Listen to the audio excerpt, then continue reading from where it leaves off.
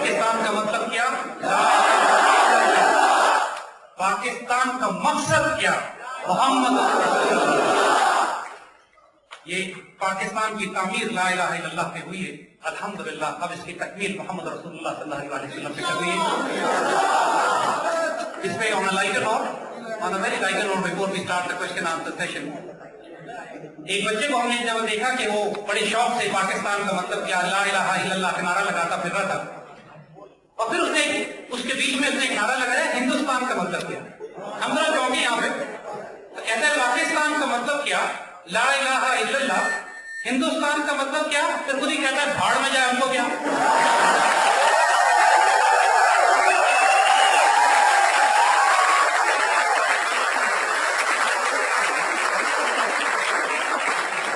اللہ تعالیٰ نے جو نام رکھے ہوتے ہیں کسی قوم کے، وہ اس کا نصیب بھی ہوتا ہے۔ ایک حیرت انگیز بات آپ کو بتائے، ہمارا نام اللہ نے مسلمان رکھا ہے، اسلام سے، اور ہم دنیا میں امن پھیلانے والے ہیں۔ جب جو کوئی بھی ہماری حکمرانی میں آتا ہے وہ امن میں آ جاتا ہے۔ لفظ ہندو، ہم یہاں پہ بحیثیت ایک مجموعی ہندو قوم کو کچھ نہیں کہہ رہے، کیونکہ ہندو قوم کوئی قوم نہیں ہے، انہی کے اپنے اندر ایسی ایسی قوم ہیں جن کو ہندو بھی ہاتھ نہیں لگاتے، برہمن ذات کے جو ہیں شدت کو، دلیت کو، ان کی جو لوور کاسٹ کے لوگ ہیں ان کو وہ ہندو تسلیم ہی نہیں کرتے۔ ہم جنرلی ہم مسلمان ان کو ہندو کہتے ہیں، with in Hindus they not even considered Hindus, because جو ہائی کلاس برہمن ہندو ہے وہ کو ہاتھ میں نہیں لگاتا۔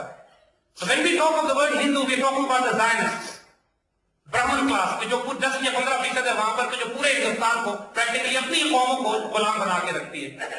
The word Hindu in Persian actually means slave، Ghulam. اور یہ جو پہاڑ ہے ہمارے شمال میں جس کا نام ہندو کش ہے، وہ جیسے جراثیم کش ہوتے ہیں نا دوا، Hindu Kush actually means the mountains which destroys the Hindus, which kills Hindus. And from there the armies will rise, inshallah, which will once again capture India and make them what their name is, Hindu, slave.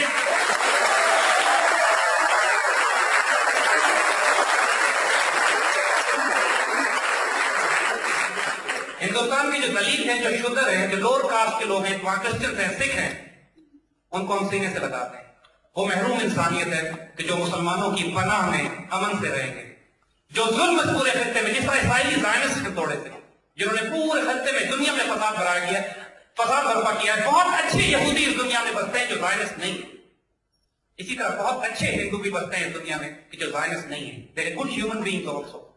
تو جب ہم بات کرتے ہیں اس بات کی کہ ہمارا انڈیا سے تصادم ہوگا، تو ہم انڈیا کی تمام وہ محکوم قومیں جو غلام ہیں، جو شودر ہیں، جو دلیت ہیں، جن کو وہ ہاتھ نہیں لگاتے، جن کو اپنا برہمن ہاتھ نہیں لگاتا، ہم انہیں گارنٹی دیتے ہیں کہ اپنے ساتھ بٹھا کے اپنے سینے سے لگا کے انہی کے برتن میں ہم کھائیں گے بھی انشاءاللہ۔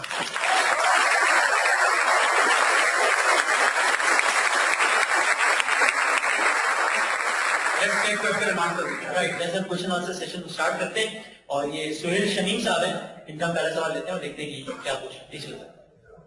السلام علیکم۔ میرا تعلق بزنس مین کمیونٹی سے ہے، اور آپ کے بارے میں ڈس انفارمیشن بڑی تیزی سے پھیلائی جا رہی ہے انٹرنیٹ کے تھرو کہ آپ 20 سال قبل ایک ملعون، کوئی یوسف ملعون نامی ایک شخص تھا، اس سے آپ کا تعلق تھا، اور آپ کے بارے میں اس کو خلیفہ یا آپ کا مطلب آپ سے تعلق بتایا جاتا ہے، اور آپ کے بارے میں کچھ معلومات جو ہے وہ ختم نبوت کی ویب سائٹ پہ بھی اویلیبل ہے۔ یا پلیز تھینک یو۔ اللہ تعالیٰ کے فضل سے الحمدللہ یہ بات ہم تقریباً 2 سال سے اس مشن کو لے کے چل رہے ہیں، کہیں چھپے ہوئے نہیں ہیں، اپنی قوم کے بیچ میں پورے پاکستان میں دورے کر رہے ہیں، اعلیٰ ترین علماء، دانشوروں، فقراء، اولیاء کے ساتھ ہماری نسبت اور تعلق ہے، اور یہ مشن الحمدللہ 2 سال ہو گئے ہیں، یہ اللہ کا پاکستان جس کا مشن ہم یہ لے کر چلے ہیں، اور جو ہماری ذمہ داری، ہماری پوری زندگی گزری ہے اس بات میں کہ اللہ کے رسول کی عزت اور آبرو پہ اپنے جان مال عزت اور آبرو قربان کریں۔ 22 سال کا نوجوان بچہ تھا جب افغانستان میں داخل ہوا سوویت فوجوں کے خلاف لڑنے کے لیے، جو ہمیں جانتے ہیں، میرا پورا بچپن میرے شہر میں گزرا ہے، کراچی میں میری پیدائش، میرا کینٹ پبلک اسکول سے ہم پڑھی ہوئی، آدم جی کالج سے انٹرمیڈیٹ ہے، NIT سے گریجویشن ہے، دس از مائی سٹی الحمدللہ، اینڈ پیپل ہماری پوری زندگی جو ہمیں جانتے ہیں وہ جانتے ہیں کہ صرف ایک مقصد ہے، عشق رسول، ادب رسول صلی اللہ علیہ وسلم۔ یہ کیسے ممکن ہے کہ 200-250 پروگرام ہم کر چکے ہیں؟ یہ کیسے ممکن ہے کہ کوئی شخص عاشق رسول بھی ہو اور گستاخ رسول؟ سب سے بڑھ کر بات یہ کہ جب بھی کوئی ایسی تحریک شروع ہوتی ہے جس کا کام امت کو احیا کرنا ہے، چاہے وہ علامہ اقبال شروع کریں یا قائد اعظم شروع کریں. قائد اعظم کو بھی کافر اعظم کہا گیا, اس وقت کے بڑے بڑے علماء فتویٰ دینے والوں نے. علامہ اقبال کو بھی کافر کہا گیا صرف اس لیے کہ انہوں نے شکوہ لکھ دی تھی. یہ بدنصیبی ہے اس ملت کی, جس کو اقبال کہتے ہیں. اقبال کے الفاظ میں اگر جواب دیں کہ دین ملا فی سبیل اللہ فساد,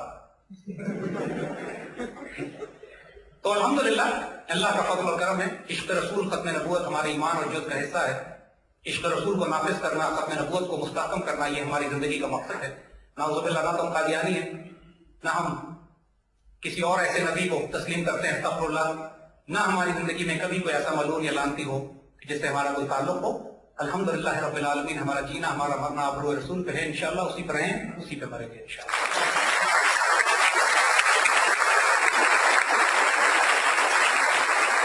اور اگلے دور کی طرف ہم بڑھتے ہیں. یہ خبیر صاحب ہیں اور دیکھتے ہیں کہ یہ کیا پوچھنا چاہتے ہیں. جی السلام علیکم. میرا یہ سوال ہے کہ ہماری ایز اے نیشن ہمیں بہت خوشی سے بتایا جاتا ہے کہ ہماری ڈیموکریسی ریسٹور کر دی گئی ہے. ہمیں بہت مطلب ہمارے اندر بہت خوشی ہے کہ یہ ڈیموکریسی ریسٹور کر دیا گیا ہے. اگر یہ ڈیموکریسی واقعی ہمارے مسئلوں کا حل ہوتی تو انڈیا میں بھی ہمیں ٹو نیشن تھیوری کی کیا ضرورت پڑتی؟ بیٹا دیکھو, پہلی بات اور یہ بتائیں کہ بنیادی طور پر جو سب سے بڑی ڈس انفارمیشن ہماری مسلمان ملت اور قوم اور خاص طور پر پاکستان کے لیے پھیلائی جاتی ہے ہمارے نوجوانوں کے ذہنوں میں کہ جی جمہوریت بہت اچھی چیز ہے, ڈکٹیٹرشپ بہت بری چیز ہے, اور پوری ملت اور پوری قوم کو اسی خرافات میں الجھا دیتے ہیں. اگر حقیقت میں ایک بات نوٹ کرو کہ چاہے ڈیموکریسی ہو سو کالڈ یا ڈکٹیٹرشپ ہو سو کالڈ, اس کے نیچے جو نظام قائم ہے, چاہے سود اور ربا اور بینکنگ سسٹم کا نظام ہو, چاہے جوڈیشری کا نظام ہو, چاہے انگریزوں کی بنائی ہوئی عدالتیں ہوں, انگریزوں کے بنائے ہوئے قانون ہوں, یہ سیم رہتے ہیں, ان کو نہیں تبدیل کرتا کوئی. جو اصل نظام تبدیل کرنے کی بات ہے وہ نظام تبدیل کرنا صرف یہ نہیں ہے کہ حکمران کی جمہوریت ہو یا ڈکٹیٹرشپ ہو. جو اصل بات جس پر یہ آنے ہی نہیں دیتے کبھی کہ اس ملک میں سود اور ربا کا نظام جس سے اللہ اس کے رسول کی جنگ ہے, وہ نظام کس طرح تبدیل کیا جائے گا. اللہ اس کے رسول کی جنگ ڈکٹیٹرشپ یا ڈیموکریسی سے نہیں ہے, اللہ اس کے رسول کی جنگ ہے سود, حرف من اللہ و رسول, سود اور ربا کے نظام پہ, جس کو banking system, modern paper currency, world bank, IMF یہ اس کو سپورٹ کرتے ہیں. لہٰذا اس سیاسی بحث میں پھنسا کر آپ کو اصل نقطے سے ہٹا دیتے ہیں جس کی وجہ سے یہ پوری دنیا پر نظام قائم کیے ہوئے ہیں. اللہ از ناٹ انٹرسٹڈ, بالکل کسی کو انٹرسٹ نہیں ہے اس بات میں کہ سیاسی نظام ہم جمہوری رکھتے ہیں یا ڈیموکریسی رکھتے ہیں. اقبال نے دونوں بتا دیا کہ جمہوریت رکھتے ہو تو اسپرچل روحانی جمہوریت رکھو, ایسے رکھو کہ جس کے اندر اگر تم انتخاب بھی کر کے ان لوگوں کو اپنے اوپر اپوائنٹ کرتے ہو تو وہ اللہ کے ولی ہونے چاہیے, اور اگر تم ڈکٹیٹرشپ لاتے ہو تو بناولنٹ ڈکٹیٹرشپ ہو, ایسا تمہارے پاس ڈکٹیٹر حکمران ہو کہ جو محبت تم سے اس طرح کرے جیسے باپ اپنے اولاد سے محبت کرتا ہے لیکن اللہ کے دین کو نافذ کرتا ہے. اگر آپ مسلمان ملت کی پوری تاریخ اٹھا کے دیکھیں, ہمارے جتنے ہیروز ہیں خلفائے راشدین سے لے کر طارق بن زیاد, ٹیپو سلطان, خالد بن ولید, نور الدین زنگی, امام شامل, صلاح الدین ایوبی, you name any great Muslim warrior, آج کی ڈیفینیشن اس کو ڈکٹیٹر کہتے ہیں. This is the unfortunate aspect of the modern dictatorship. کہ انہوں نے ڈکٹیٹرشپ کو گالی بنا کے رکھ دیا. ہمارے نزدیک نہ اسلام میں ڈکٹیٹرشپ ہے نہ ہمارے یہاں ڈیموکریسی ہے.